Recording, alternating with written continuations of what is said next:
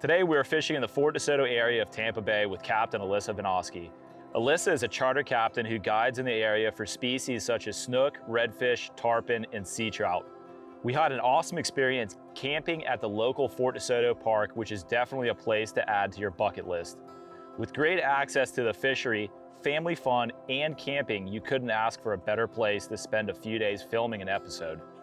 This area is full of life, and I couldn't believe how much bird life we saw while exploring the local area. Not only was there an abundance of life above the water, but there was plenty of life below the water as well. The amount of healthy seagrass in the area was incredible, and I cannot wait to show you guys what is in store. This is Captain Sam Atwell, and we are Florida Sportsman Watermen.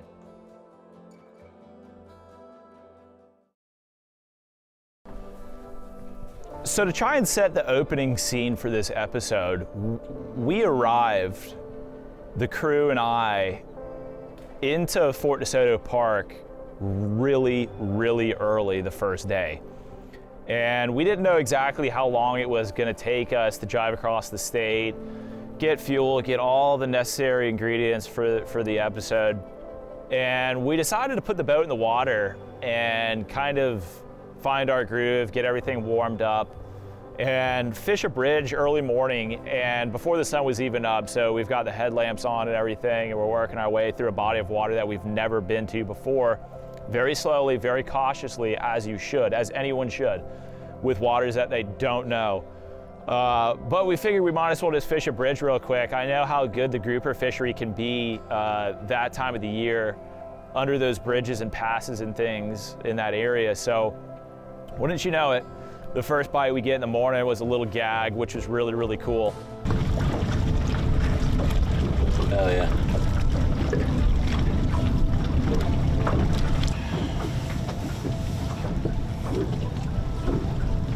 Pretty little guy. Looking for one a little bigger. Look how blue his tail is. His anal fin. Just fluorescent blue. Cool. We're looking for your big brother. So that was a really cool thing, and kind of started off as a smile for me to go there and catch a fish that I don't normally get to target inshore. And as the sun is rising, the sun's coming over the horizon, which, by the way, for us on the East Coast, to see the sun coming up over land and then setting over the ocean is very unusual. It's just the opposite is what we're used to. So that first 15 to 20 minutes of sunlight and that last 15 to 20 minutes of sunlight, that's really why people wake up in the morning, or should wake up in the morning, is to experience that. Whether you're in the car in a commute or you're on a boat on a commute, it's something to see. And over there on the West Coast, it really was amazing to watch.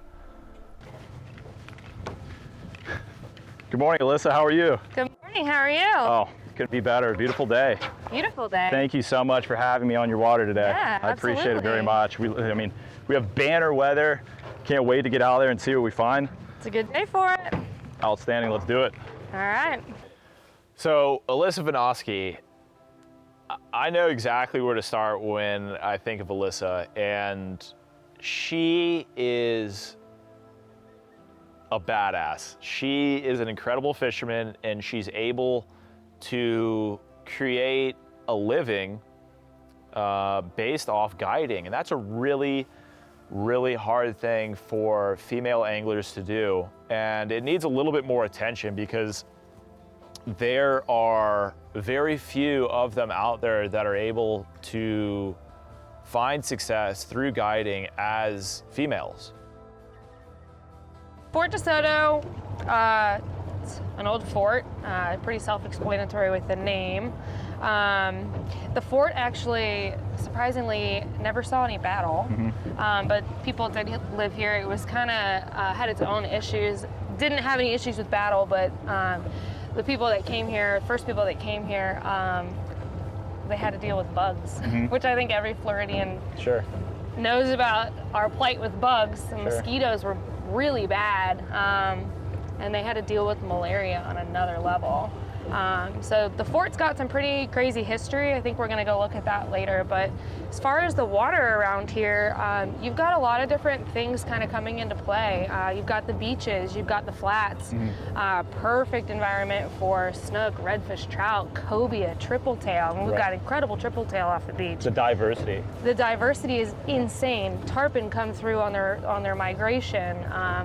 You know, we have so many different opportunities. We've got, as you learned this morning, we got grouper on the bridges. I mean, snapper. We have everything. We really do, and that goes, you know, for pretty much all of Tampa. Right. Our waters are pretty incredible with the variety of fish that you can get here. Yeah, you know, it seems like you definitely have a lot of water, and that's something that I'm not used to fishing the lagoon. The Indian River it's so much more concentrated. It's so much more condensed. And if you look to the right and the left of us right now, that's one of the first things I noticed was how much flats and seagrass you guys have. Oh yeah. I mean, you have a huge population of people. I mean, last I checked, Tampa had like over 3 million people. Yeah, an incredible population. But look at this. I mean, it's beautiful. It almost looks immaculate. I mean, you would never know how many people live around this area when you look at this backdrop.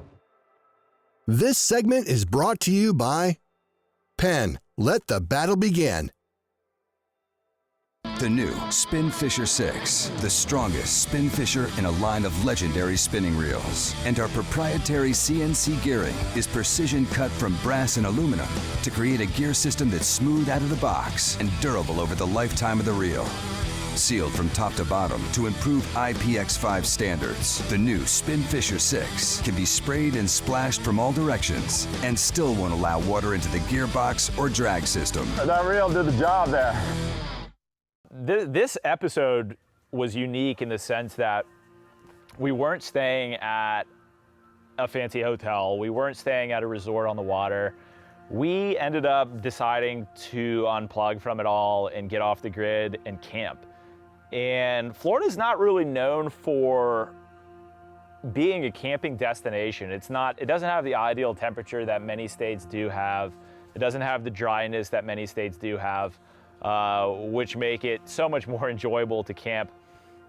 But in about 5 or 6 months out of the year even, we will have some incredible weather to go out there and camp and enjoy Mother Nature. So Sam, have you ever camped in Florida before? Yes, I have. I've never had the pleasure of camping here though.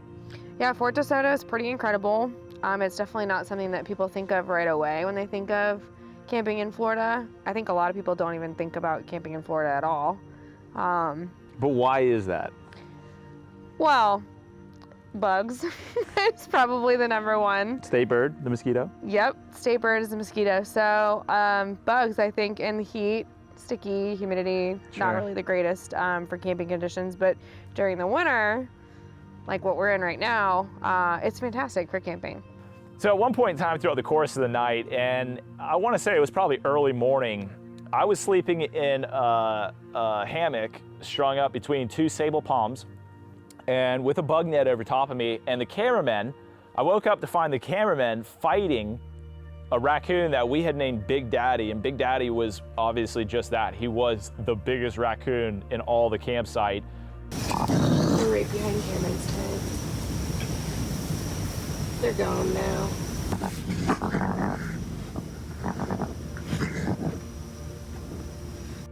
Fighting over a camera case that had all of the camera supplies within it. And I don't know if he thought that there was food in the camera case or what he thought that it was, but that's just a raccoon. They don't know. They're so smart, they're willing to find out. And Big Daddy was nearly ready to walk away with this camera case. And to wake up and find the cameraman fighting over the camera case with the raccoon, I decided, time to go back to bed. Just zipped my hammock up, went back to bed, and rolled over like there was nothing happening.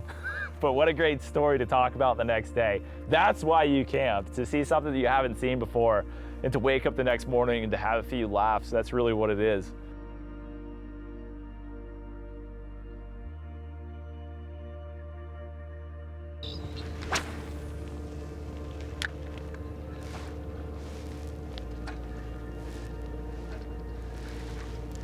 Come here, little buddy. I go into that area real quiet. But how do you know that it has fish? You see them visually first, right? I see them visually. I scout the area, and then I come back.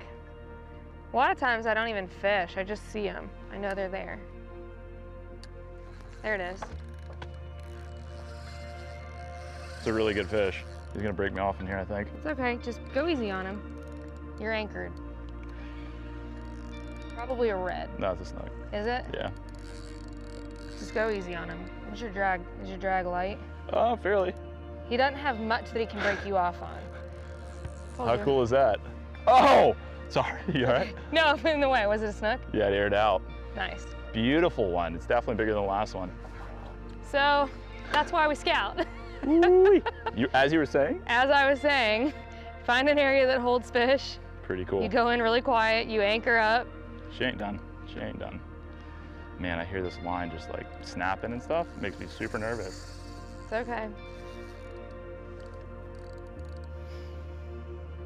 She's decent. That's for darn sure. It's not a fish that I would typically target on 20 pound, but yeah, we have to switch to lighter. I mean, you can run 25, 30 in this dirtier water, but we didn't switch out. But if you just play them easy, give them their face when they jump. Good fish. that's what it's all about. Oh Great. yeah, it's a good one. Great looking fish. Definitely bigger than the last one. Yeah, it's a good one. That's a good one. Pretty. Look how like bronze. Very different color because look at the watercolor. Mm-hmm. A little darker. Wow. That Nice was fun. job. That was fun. Let's do that again. Look at the tail on this one. Holy moly. Take your girl. Look at that hook. That fish Good start to is this cove. amazing. So pretty. That's Florida's fish right there.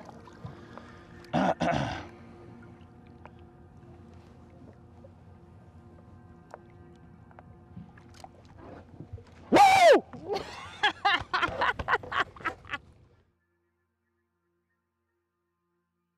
This segment is brought to you by Stewart and Alamorada Boatworks, from flats to fathoms. Florida Sportsman Waterman is sponsored in part by these fine companies.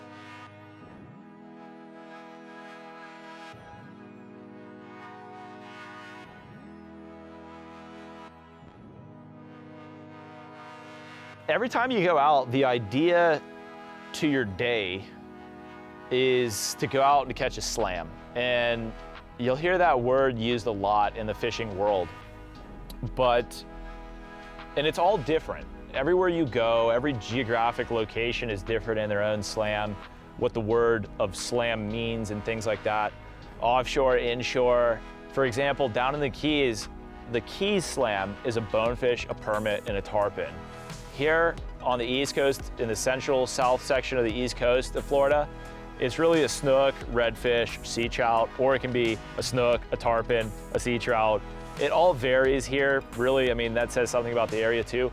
But over there, it could be just that as well. It can be a tarpon, a sea trout, a snook, a sea trout, a redfish, a sea trout, a snook. And so the list goes on and on, the variety goes on and on, but in its own right, I think primarily the inshore species throughout the course of any month throughout the year is really the snook, the redfish, and the sea trout. And if you can go out and catch each one of those species throughout the course of the day, regardless of size or stature, then you've had a pretty incredible day, and that says something in its own right about where we're fishing. In this location, in the Fort DeSoto area, the slam is a potential at any point in time during the day, and it really keeps you going. I mean, if you catch one of those species, the next thing you're thinking is, okay, well, where are the other two? And you keep going really until you hopefully do catch those other two. And it's probably one of the most possible areas to get an inshore slam that I know of anywhere else in the state of Florida. And that's a hard thing to find. And the consistency factor of that is a hard thing to find. And really, it's at any month throughout the course of the year. That is probably one of the hardest things to find. And that The garbage disposal. is a feisty little red in the freaking winter. Deep, was he? Fairly deep. No, right in the corner of the mouth. That is the end of our slam right That's there. it. Woo! I'll take it. Amazing. He's drumming. It's cool. Cute little guy. It's like, let me go. Let me go. Join us for this week's On the Conservation Front as we dive deeper into critical water issues facing the state. Mike, thanks for taking the time to meet with me this morning, specifically talking about the Tampa Bay estuary and the issues and the solutions that we've found for that area. Yeah, it's the biggest estuary in Florida. When you look at a map of it, it's huge. It's vast, and it's surrounded by so much population. There's so many inflows. 5 major rivers, over 100 smaller streams and canals. So Wow. the challenge is everything flows downhill to water. So Tampa Bay is, it's taken a hell of a hit. Tampa Bay originally, at the turn of the century, had over 80,000 acres of seagrass. 80,000. Around the turn of the century, yeah, around 1900. And the low point was probably around the mid-70s, and as little as 20,000 acres remained. Because there's no real limitations on the inflows. It was all industrial. Okay. It was sewage, a terrible sewage system, septic tanks, development. They put a giant port in Tampa, dredged out so much seagrass to make the port of Tampa. All the causeway bridges, all the big bridges, it all took a toll on the seagrass density. That's what happened. Wow. Can you apply this to other locations? Is there similarities from Tampa Bay to other areas, or is it? I think Tampa Bay, again, has probably set the bar, and areas like Indian River Lagoon, from Vero Beach, Melbourne, Smyrna South, all the way to Stewart, I think our local office holders have got to look at what Tampa's done and say, okay, we got to make the sacrifice. It's our inputs, it's our effluent, it is septic, it is fertilizer, it's nitrogen, which is really changing the whole makeup of the water, and becoming, instead of a seagrass community, the whole IRL is becoming a macroalgae community. So I would say to every leader, everybody's in charge of the IRL, look at Tampa as a case study of how it can be done, and say, look, we're not that big here. Our population along here is nothing like that. The IRL really doesn't have the impacts that Tampa Bay does because of the population. Yet it's coming back. That's a good point. The grass is coming back. But I can't think of another, really. Tampa is kind of like the lone star right now as far as this recovery rate. This segment is brought to you by Columbia PFG, trusted by anglers for 25 years. I'm going to do my best to try and set the scene for the final take of this episode. And this episode, throughout the course of this episode, I noticed Alyssa, it's really hard for a guide to shake this sort of personality where throughout the course of even days on end, she makes an effort to try and put me on fish. I'll see her maybe throwing the cast net or operating the trolling motor or just doing something that is required of her on a daily basis. And it's like brushing your teeth or driving your car. It's just second nature for her to do that. And she probably is unaware of it. But throughout the course of the 2 days, I noticed Alyssa just putting me on fish and getting a good vibe from seeing me pull on fish as the host, which is really humbling, and it's really nice to watch that. But the final scene of this episode is Alyssa, as the sun is setting to the west of us over the Gulf of Mexico. She's got a bait out. I don't remember whether it was a pilchard or a threadfin. It's one of the two. And I run back to the back of the boat to try and get another bait and get back up to the front. And wouldn't you know it, as my arms are in the live well, I'm digging around for a bait fish to try and put on the end of the hook. She says, I think I got something. I think I'm coming tight on something. So I turn over to see her bowed over on a really, really good fish. And I was all for it. I was so stoked to see her tight on something good. Oh, whoa. What do you got? Ooh. It's big. It's a good fish. You want me to take the remote or you got it? I got it. I'm just gonna stay anchored. Woo! And no lie, throughout the course of the days that we filmed there, this fish was by far the biggest one that we have seen the entire time. Chase him or no? Yeah, you can chase him. Okay. I got you. Go. Focus. Oh, it's a big snook. Oh my gosh. It's a big Are you joking snook. me right now? It's a big snook. He's coming back. He's coming back. He's coming back. I gotta play him so easy because of this leader. Did you see the jump on that thing? Yep.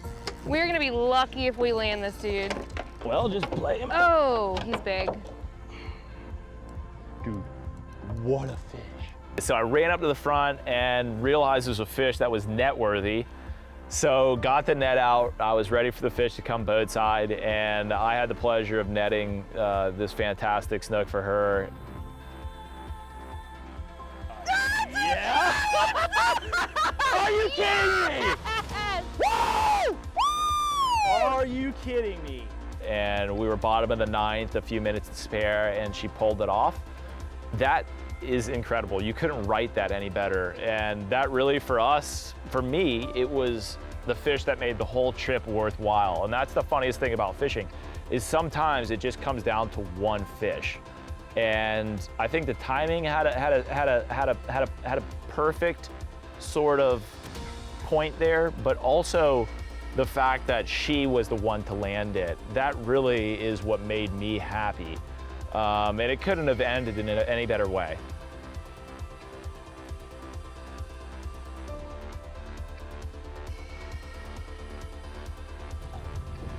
Nice and slow. There you go. She goes into the dark. I'm so happy for you. You deserve that fish so much. Well done. I'm so proud of you. That is amazing. It is fun when you like work all day and you see somebody get a slam and it's Well, the coolest part is badass, and then you get to stick one too. I mean, you had me as your guest, and you definitely worked your butt off to put me on fish all day, and then you slide in at the very end. the sneaky maneuver. Oh man, That's the sneaky maneuver. Hey, why don't you take a shot at a fish? Okay. Yeah, I'm done now. I don't even want to try.